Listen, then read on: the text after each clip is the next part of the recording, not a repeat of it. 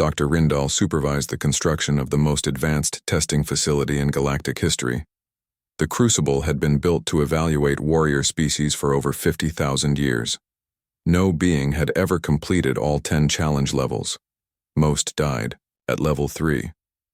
The Galactic Council Science Division needed proof that humans were not supernatural warriors.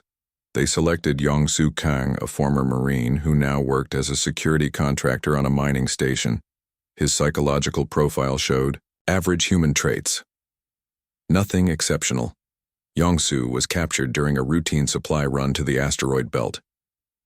He found himself in a white room facing creatures he had only seen in the alien databases. 3 scientists studied him through force, field barriers. They seemed nervous, which was interesting. Dr. Rindal explained the situation through a translation device Yongsu would face. 10 combat scenarios of increasing difficulty.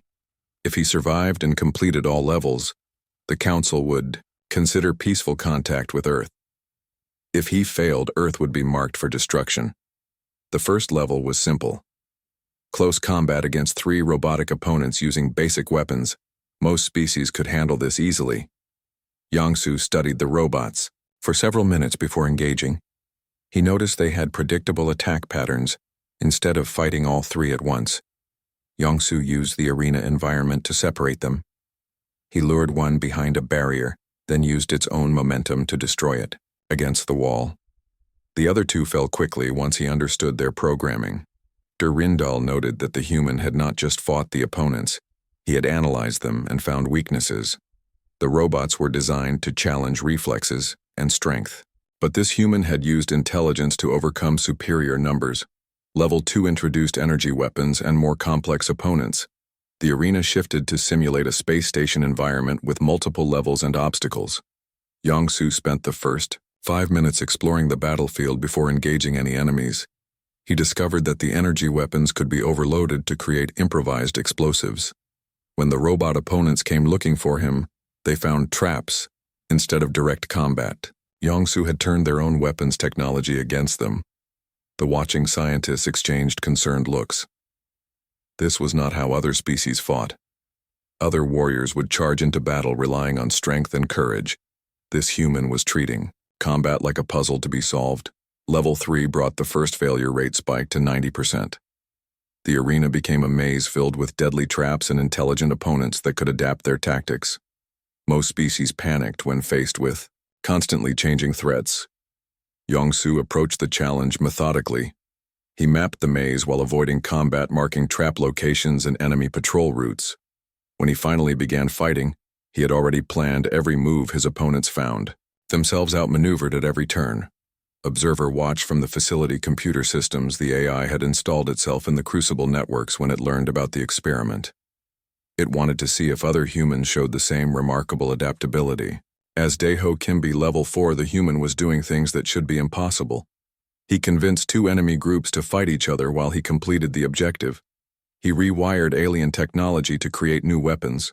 The arena became his laboratory. Dr. Rindal realized they had made a terrible mistake. The experiment was supposed to prove human limitations. Instead, it was demonstrating capabilities that terrified the watching scientists. This human was not just surviving impossible challenges, he was innovating. Level 5 introduced the concept of no-win scenarios, designed to test how species reacted when facing certain death. Most beings either gave up or died, making futile attacks. Yongsu studied the scenario parameters and found something the designers had missed. The rules stated that the objective must be completed, but not how it must be completed. Yongsu stopped fighting the enemy forces. Instead, he began disassembling the arena itself, using pieces of the environment he built, a device that completed the objective automatically. The scientific observers sat in stunned silence. No species in 50,000 years had found that solution. They had all assumed the challenge required combat. This human had read the rules more carefully than the beings who designed the test. Observer began providing subtle assistance to the human. Not because it wanted to help Earth, but because it was fascinated by human problem-solving methods. The AI left clues about hidden passages and weapon caches just to see how the human would use them. Level 6 required team coordination, but Yongsu was alone. The scenario assumed multiple participants working together. Human military doctrine emphasized individual adaptability, so he began treating the arena systems as his team members. He hacked the facility computers to provide tactical support. He reprogrammed maintenance robots to assist in combat. He turned the arena itself into his ally. The watching scientists realized that humans could form tactical partnerships with any available resource. Dr. Rindal called an emergency meeting of the Council Science Division. The experiment had revealed something unprecedented. Humans did not just adapt to challenging situations. They evolved during combat, becoming more effective with each encounter. The brain scan showed impossible activity patterns. Under stress, human neural networks actually expanded, forming new connections in real time. Other species showed decreased cognitive function during combat. Humans became more intelligent. Level 7 had never been completed by any species. It required defeating opponents that could analyze and counter any tactic within minutes. Most warriors found their strategies useless. After the first engagement, Yongsu solved this by becoming unpredictable.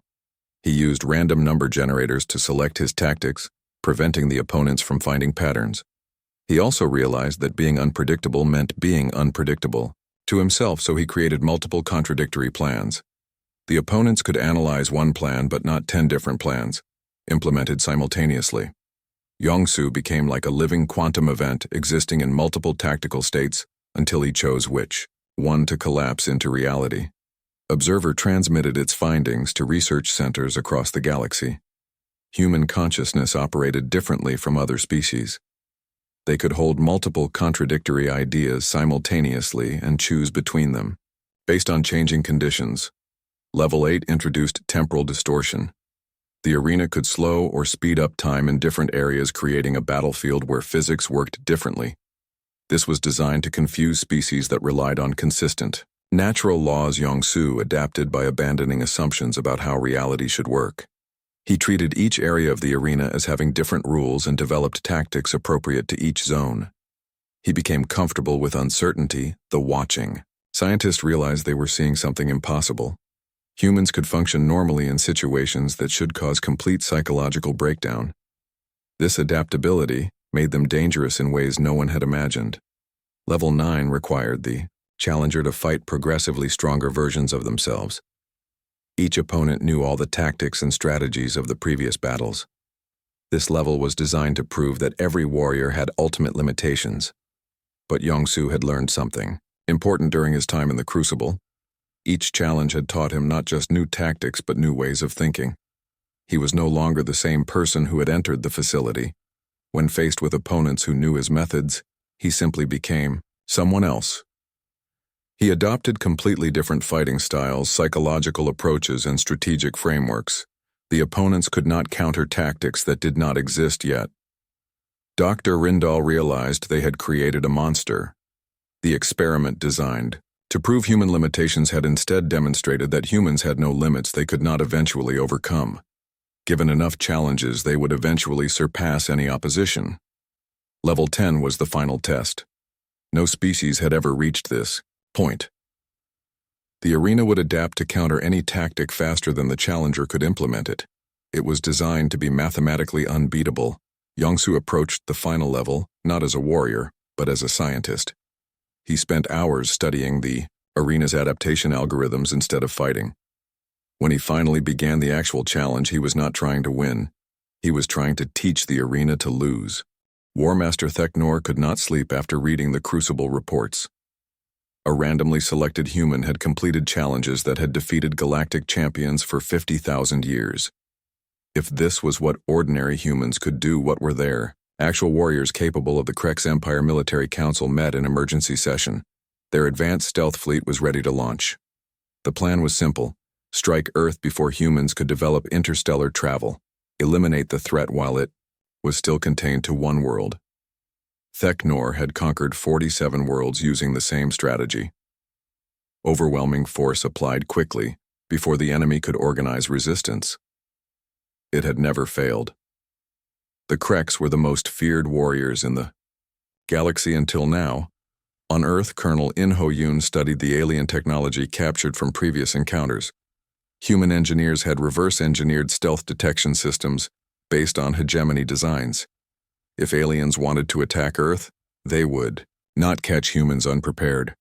The Extraterrestrial Defense Force had grown into a formidable military organization. Captain Bit Na Song led the first squadron of pilots trained in captured alien fighters. Human reaction times and three-dimensional thinking gave them advantages in space combat. Dr. Jae-hyun Shin presented his latest research to the Defense Council. Human modifications to alien technology had improved performance by 300%. The original designs prioritized safety over effectiveness. Humans had eliminated such limitations. 3 days later, long-range sensors detected the incoming Krex stealth fleet. The alien ships were invisible to most detection methods, but human paranoia had led to redundant sensor networks. Using multiple detection principles, Colonel In Ho-yoon activated Earth defense protocols. The planet had been preparing for this moment since the first alien contact. Human military doctrine assumed enemies would try to destroy Earth eventually. Better to be ready than sorry. The Krex fleet approached Earth confident in their stealth technology. They had used these same ships to destroy dozens of civilizations. No species had ever detected them before the final attack began. Their victory was assured, but something was wrong. Human fighters were already launching from hidden bases. The defense fleet was moving to intercept before the Krex had even revealed themselves. How was this possible? Captain Bit Na Song led her squadron directly toward the stealth fleet. Her fighters had been modified with human tactical systems. The alien stealth technology worked by bending light around the ships, but it could not hide heat signatures or gravitational effects. The space battle that followed became legendary across the galaxy. Human fighters moved in three-dimensional formations that confused alien pilots who thought in terms of naval combat. Bit Na Song used the moon itself as a weapon. She led Krex fighters into lunar orbit, then used the moon's gravity to slingshot her squadron into attack positions. The alien pilots could not match human spatial reasoning. Their ships were superior, but their tactics were predictable. On the Krex command ship, War Master Thek Nor watched his fleet fall apart. Human fighters were doing impossible things. They used asteroid fields for cover, treated space debris as weapons, and somehow communicated without radio signals. The humans were using light patterns and formation flying to pass information. The Krex communication intercepts revealed nothing because the humans were not talking. They were thinking as a group mind during combat. Observer watched the battle from Earth monitoring stations. The AI noted that human squadron leaders were making tactical decisions faster than their alien computer systems could process. The human brain operated on intuitive pattern recognition. Thek Nor ordered his remaining ships to retreat, but discovered another human innovation. Earth defense had deployed capture nets made from modified alien force field technology. Instead of destroying the fleeing ships, they were trapping them. Within 6 hours, the entire Krex invasion fleet was either destroyed or captured. The humans had not just won. They had acquired dozens of advanced alien warships along with their crews and technology. Dr. Jae-hyun Shin began immediate analysis of the captured vessels. Human engineers swarmed over Krex stealth drives, faster than light communication systems, and planetary bombardment weapons. Everything would be reverse-engineered. But the real shock came when Observer transmitted its analysis across the galaxy. The AI had been monitoring human brain activity during the battle. Human combat effectiveness increased. With each engagement, they literally learned from fighting. The transmission reached every major civilization within days. Observer explained that humans did not just win battles. They absorbed knowledge from every encounter. Each victory made them stronger, smarter, and more dangerous. The message caused panic across the galaxy. Species that had never agreed on anything suddenly voted unanimously for immediate peaceful contact with Earth. The alternative was facing humans who would keep getting better at warfare. Ambassador Quintel returned to Earth with offers from dozens of species. They wanted to establish trade relationships, cultural exchanges, anything to avoid conflict. The galaxy was ready to negotiate with the apex predators, but other species had different plans. The remnants of the hegemony began mobilizing every available ship. They would destroy Earth even if it meant sacrificing entire fleets. The human threat had to be eliminated, no matter the cost. Rebellion erupted. Across occupied worlds, species that had been enslaved for generations suddenly remembered what freedom meant. Human tactical manuals spread through underground resistance networks. Combat techniques designed for asymmetric warfare. On the mining world of Kepler 442b, the native Zephyrians used human guerrilla tactics to drive out their hegemony occupiers. The aliens had superior technology, but the rebels had learned to think like humans. Adapt, overcome, survive. The hegemony found that tactics, which had worked for millennia, were suddenly useless. Occupied populations were fighting back using methods they had never seen. Human military doctrine was spreading faster than they could contain it. Admiral Su Bin Choi received reports from across the galaxy through the alien communication network. 23 worlds had declared independence from hegemony rule. Resistance movements were forming on hundreds of others. The established order of galactic civilization was collapsing, not through human conquest, but through human inspiration. Species that had forgotten how to fight were remembering. Species that had never fought were learning. Observer transmitted detailed human military manuals to any species that requested them. The AI had concluded that galactic civilization needed to evolve. Humans represented the next stage in that evolution.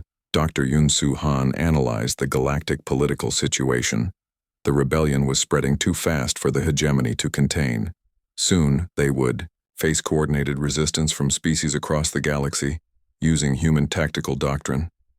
But the hegemony had one final weapon, a device that could destroy entire star systems. They would use it to eliminate Earth, even if it meant committing genocide. They could not allow human influence to spread further. The final battle for galactic freedom was about to begin. 6 months after first contact, the galaxy is completely transformed. Human advisors like strategic consultant Myung-Hee Ryu work with former council slaves to develop new military doctrines based on human tactical thinking. Oppressed species that have suffered under hegemony rule for centuries suddenly have hope. The war that follows isn't just between humans and the hegemony, it's a galactic revolution. Species that have been conquered and enslaved for generations rise up, using human military tactics and captured hegemony technology. The rigid hierarchical structure of galactic civilization crumbles as the concept of acceptable losses becomes obsolete in the face of human strategic thinking. Captain Seung-Ho Ro leads the first human interstellar fleet, but he's not conquering worlds. Instead, he's liberating them. Each victory demonstrates that humans fight not just for survival, but for principles. They introduce concepts like no soldier left behind and proportional response, ideas that seem impossibly idealistic to species accustomed to total warfare. The climactic battle occurs at the hegemony capital world, where Commander Dae-Ho Kim, now promoted to Admiral, faces the Empire's ultimate weapon, a planet-killing device powered by the enslaved consciousness of conquered species. The solution comes not from superior firepower but from human empathy. Instead of destroying the weapon, human tech specialist Ga Young Lee finds a way to free the trapped minds, turning the hegemony's greatest weapon into their final defeat. Thaitur. Story concludes with the establishment of the new galactic alliance, with humanity not as conquerors, but as liberators and teachers. The final scene shows former Navy SEAL Dae-Ho Kim, now Admiral of the Combined Fleet, training the first generation of interspecies special forces units. He's no longer just a soldier. He's become something the galaxy has never seen before, a warrior who fights not for dominance, but for freedom. The galaxy's deadliest predator, it turns out, isn't defined by their ability to kill, but by their refusal to accept defeat and their commitment to protecting others. Humanity doesn't just change the balance of power in the galaxy, they change what it means to be powerful at all. Council Speaker Mordin stared at the reports flooding in from across the galaxy. Every communication channel was buzzing with the same impossible news. A single human had destroyed an entire hegemony battle fleet. The ancient leader had seen many, Wars in his long life, but nothing like this. The Galactic Council chambers erupted in chaos. Representatives from hundreds of worlds all spoke at once. Some demanded immediate investigation. Others called for the human homeworld to be destroyed before they could develop space travel. The peaceful order of the galaxy was cracking. On Earth, Admiral Subin Choi watched Dae-ho Kim step out of the alien escape pod. He looked tired but unharmed. In his hands, he carried data crystals stolen from the alien ship technology that could change everything for humanity. The impossible mission had succeeded beyond all hopes. General Won-jae Park immediately began studying the alien technology. The data crystals contained star maps, weapon designs, and most importantly, information about other species in the galaxy. Earth was not alone, and now they knew who their enemies were. The first volunteers for the new Void Warfare program came from Special Forces units around the world. Soldier Ji-woo Kim was selected for his ability to adapt quickly to new situations. Pilot Soo Young-na showed exceptional skill in the alien fighter simulations. Dr. Yoon-soo Han analyzed the alien biological data. The galaxy was full of intelligent species, but most were peaceful herbivores or scavengers. Very few were predators like humans. This explained why one human could devastate an entire fleet. The aliens had never faced real hunters before. Meanwhile, Observer, the artificial intelligence from the destroyed ship, began transmitting its research data across the galaxy. The AI had studied human combat behavior in detail. Its reports painted a terrifying picture of human warfare capabilities. The reports described humans as adaptive predators who could learn and evolve during combat. They did not just fight to win. They fought to understand their enemies' weaknesses and exploit them. This was completely different from how other species waged war. Ambassador Quintal of the peaceful Verdani arrived at Earth in a small diplomatic vessel. The tall plant-like being had risked everything to warn humanity about what was coming. The Galactic Council was divided, but many wanted Earth destroyed before humans could spread. Quintal met with Admiral Subin Choi in a secure facility. The ambassador explained the galactic power structure. The hegemony controlled most space through fear and superior technology. The Council maintained peace by preventing any one species from becoming too powerful. But humans had shattered that balance. A species that could defeat hegemony fleets would eventually threaten everyone. The ambassador warned that 3 factions were forming in the galaxy. The Eradicators wanted humans destroyed.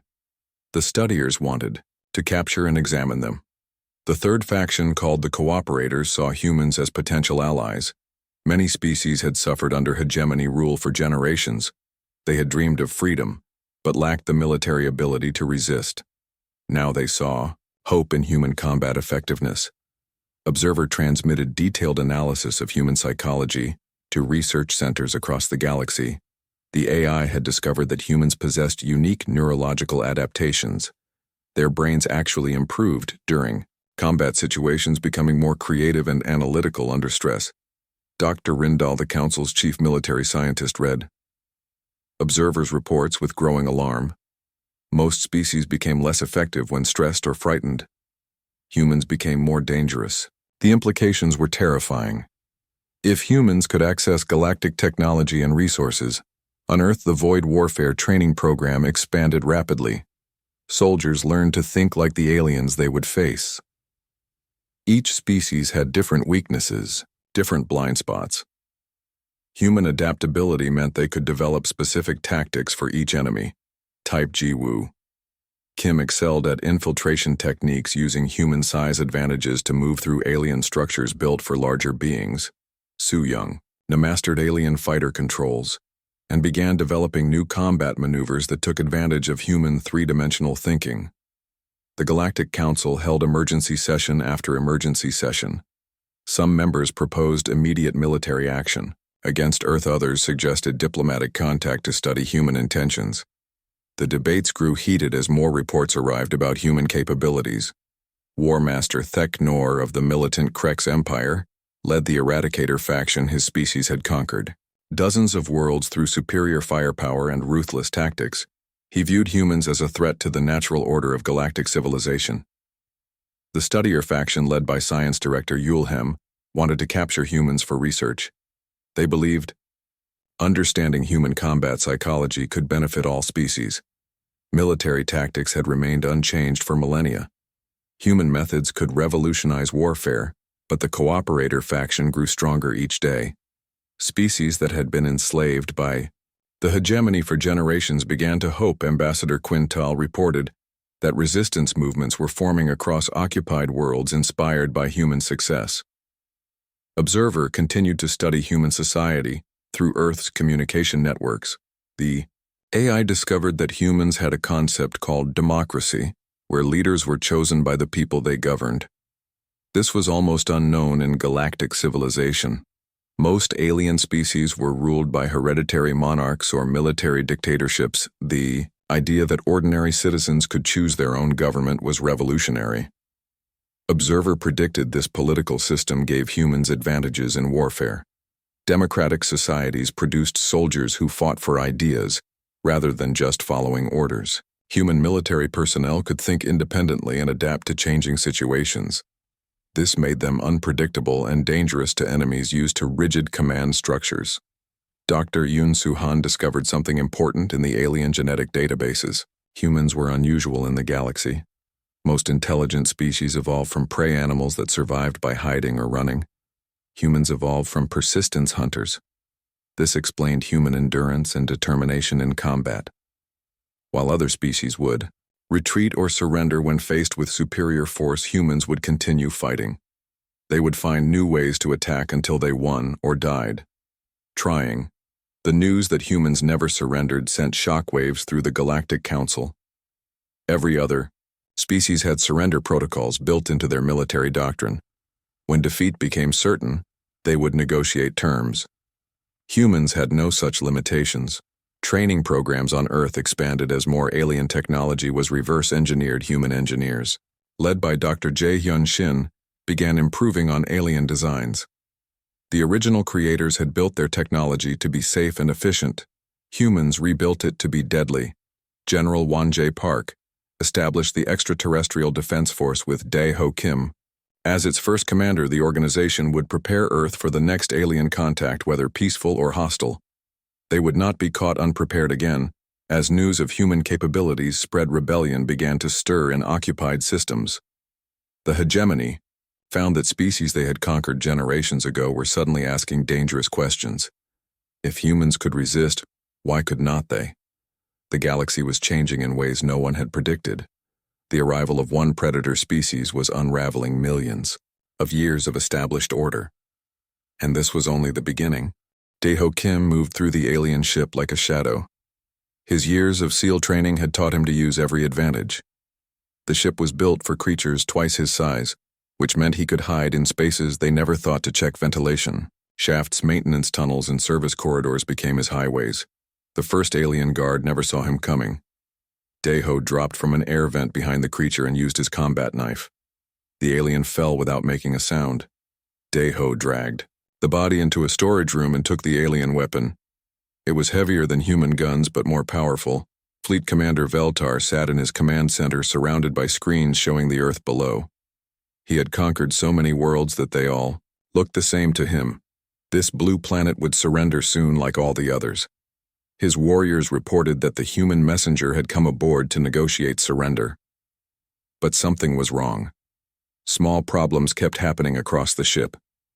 Guards missed their check-ins. Equipment malfunctioned in strange ways. Power went out in sections that should not have any problems. Veltar was annoyed, but not worried. These things happened on long space voyages. The ship's artificial intelligence observer watched everything with growing interest. It had recorded the death of 7 crew members so far, but each death looked like an accident. Pressure suit failures, equipment explosions, even one guard who somehow fell into a plasma conduit. The human was very clever. Dae-ho learned the ship layout by following maintenance tunnels. The aliens had built everything in straight lines. They thought like a species that had never needed to hide from predators.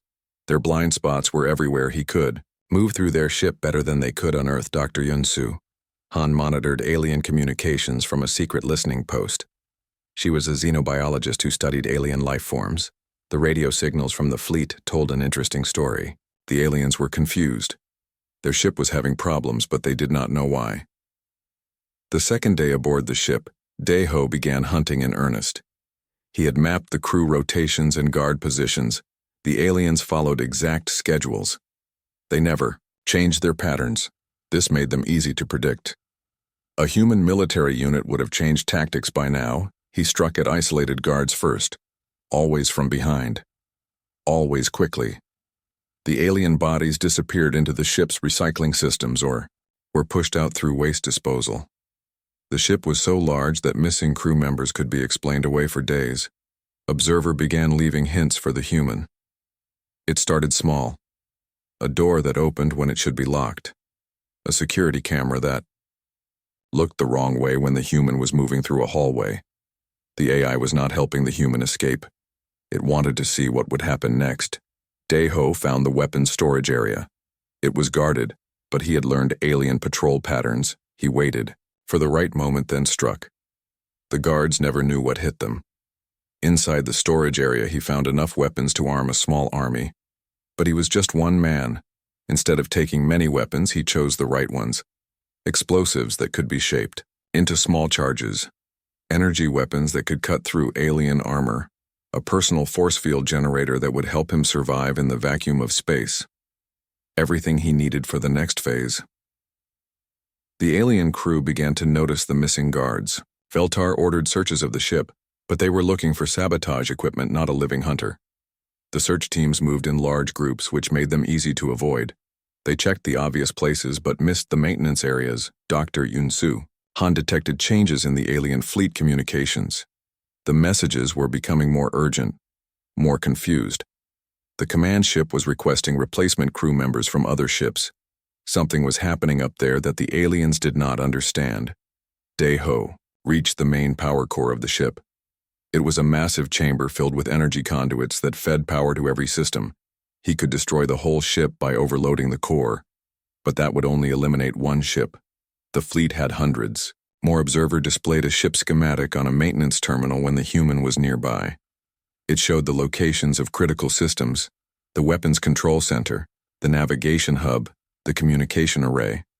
The AI was showing him targets that would do more damage than just destroying one ship. The weapons control center was heavily guarded, but Dae-ho had learned patience. He watched the guards for hours, learning their habits. When the shift change happened, there was always a 30-second gap when no one was watching the door. He moved like lightning. Inside the weapons control center, he found systems that could target any ship in the fleet. The aliens had networked their weapons to prevent friendly fire incidents. This meant one ship could control the weapons of all the others. Dae-ho smiled for the first time since boarding the ship. He began programming the weapon systems to target their own fleet. It took time to understand the alien interface, but human pattern recognition was superior to most species. He could see the logic behind their systems even without knowing their language. Observer watched with fascination as the human figured out complex systems in minutes that took alien technicians years to master. The human brain was different. It could adapt to new patterns faster than any species the AI had encountered. This was remarkable. Veltar finally realized something was very wrong when 3 more guards disappeared in 1 hour. He ordered a full security alert. All crew members were to travel in groups of 4 or larger. No one was allowed in sensitive areas without escort. The ship went into lockdown mode, but it was too late. Dae-ho had already reached his target. The weapons control center was now under his command. He activated the systems and began targeting the fleet ships. The first shots took everyone by surprise as ship after ship began exploding in space. The alien fleet panicked. Their own command ship was firing on them. They tried to return fire, but their weapons were controlled by the same system that was attacking them. Ships collided, trying to escape. Others deactivated their shields, thinking it would help. From Earth, Admiral Subin Choi watched through telescopes as the alien fleet destroyed itself. She could not believe what she was seeing. One man had somehow turned the entire enemy fleet against itself. The impossible had happened. Dae-ho fought his way to an escape pod as the command ship began to tear itself apart. The alien crew was in complete chaos. They had never faced an enemy who could turn their own technology against them. They did not know how to respond to this kind of warfare. Observer downloaded itself into the escape pod systems it wanted to continue studying this remarkable human. The AI had learned more about warfare in 2 days than in centuries of watching conventional battles. This human had changed everything as the escape pod launched toward Earth. Dae-ho looked back at the burning remains of the alien fleet. He had done the impossible. He had defeated an enemy that conquered galaxies. But he knew this was just the beginning. The galaxy would soon learn about humans. Word of the fleet destruction spread across the galaxy. Within hours, species that had never heard of humans suddenly knew their name. The Galactic Council emergency sessions were called. The impossible had happened. A primitive species had destroyed a hegemony fleet. The galaxy was about to discover what humans really were. Commander Dae-ho Kim looked at the strange building on Mars through his helmet screen. The red dust covered most of it, but he could see metal walls that did not look like anything humans had ever built. His team moved carefully across the rocky ground. Their boots made small clouds of dust with each step. Corporal Hyejin Park checked her radio equipment one more time. Everything was working, but she felt nervous about this mission. Nobody knew what they would find inside the alien structure. Sergeant Taemin Lee carried the explosive charges they might need to blast their way through alien doors. The building was huge, much bigger than it looked from far away. The walls were made of some kind of blue metal that seemed to glow in the weak sunlight. Strange symbols covered the surface. Dae-ho had never seen writing like this before. His training had prepared him for many things, but not for alien languages. They found an entrance. The door was closed, but Hyejin found a panel next to it. She pressed different parts of it, and suddenly the door slid open with a soft sound. Inside was darkness, but their lights showed a long hallway. The air was thin, but breathable. Their suits showed it was safe. Dae-ho went first. His rifle was ready, but he hoped he would not need it. The hallway led deeper into the building. The walls had more strange writing and pictures that seemed to move when the light hit them. Everything was quiet. Too quiet for a place this big. After 10 minutes of walking, they found a large room in the center of the building. Strange machines lined the walls. Most of them were dark, but some had blinking lights. Hyejin pointed to a large console in the middle of the room. It was different from the others. It was still working. Taemin set up his equipment to scan the machines for dangers. His readings showed no explosives, but lots of energy moving through hidden wires. The whole building was still powered by something. The question was what and why.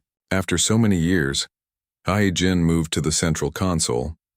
Her equipment could not read the alien language, but she could see that it was some kind of communication device. She looked at Dae-ho and asked if she should try to activate it. He thought about it for a long moment. Then he nodded. She pressed what looked like a start button. The console came alive with lights and sounds.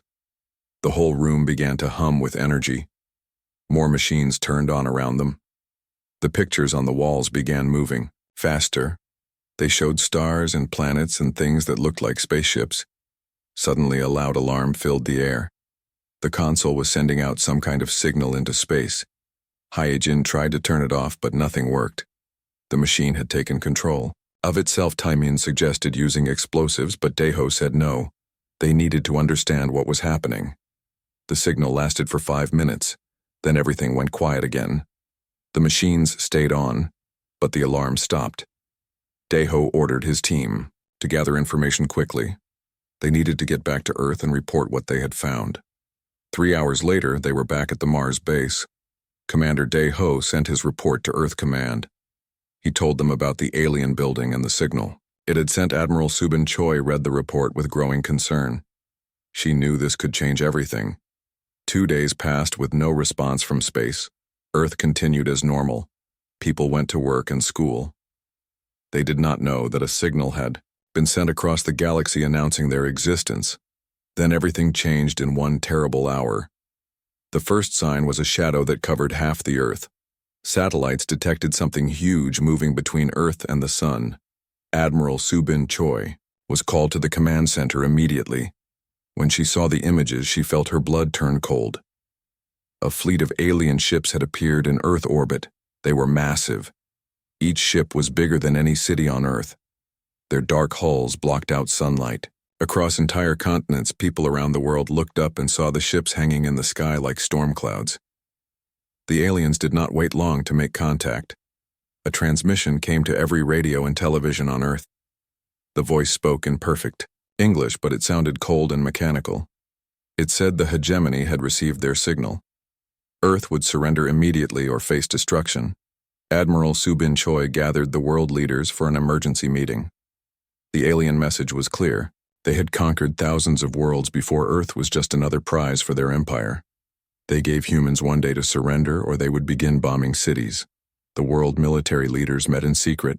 They knew their weapons were useless. Against alien technology, nuclear missiles would never reach the ships. The aliens had force fields that could stop anything humans could throw at them. Conventional warfare was impossible. That night, Dae-ho Kim volunteered for a desperate mission. Someone needed to get aboard the alien command ship and cause damage from the inside. It was suicide, but it might buy Earth time to prepare better defenses.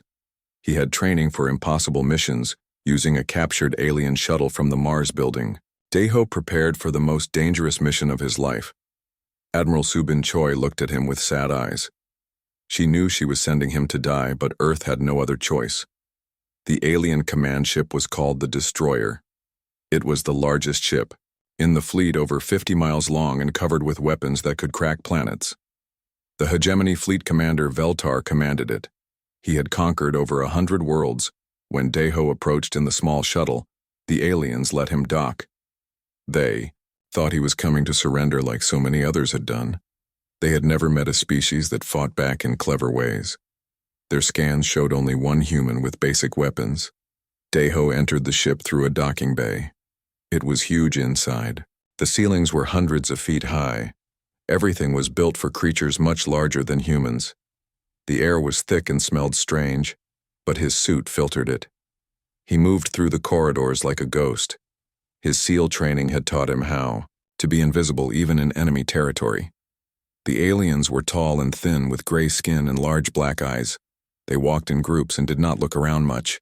They felt safe on their own ship, but they had made a mistake. They did not understand what kind of creature they had let inside their ship. A human Navy SEAL was not like the peaceful aliens they usually conquered. Humans had spent thousands of years learning to hunt and kill. They had turned warfare into an art as. Dae-ho moved deeper. Into the ship he began to plan. The aliens had never faced a predator before. They were about to learn why humans had climbed to the top of the food chain on Earth. The hunt was beginning, and they did not even know they were now the prey in the ship. Computer system and artificial intelligence watched the human move through the corridors. It had analyzed thousands of species before. But this one was different. This one moved like it owned the ship, like it belonged here. The AI became curious. What kind of creature was this?